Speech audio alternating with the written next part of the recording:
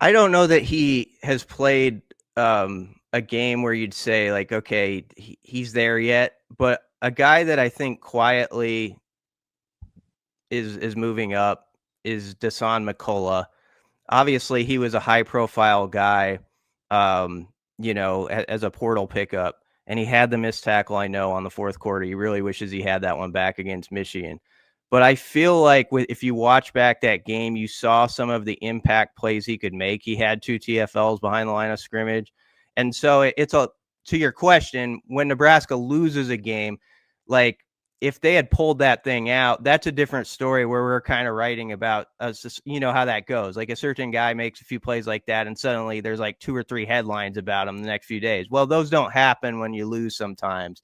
And I just feel like he's getting closer to being that sort of full impact guy that Nebraska, was hoping for out of the portal as he's getting used to his jack position. So I'm really interested, like where he goes now after this bye week, because I think there's a lot of promise there with that.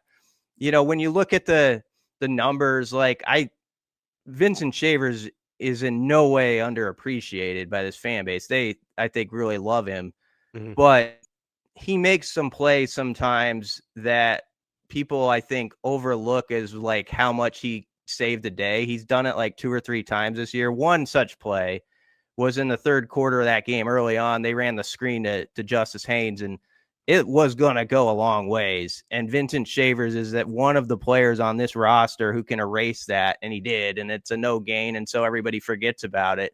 But I think there's stuff like that you're going to see show up more from him.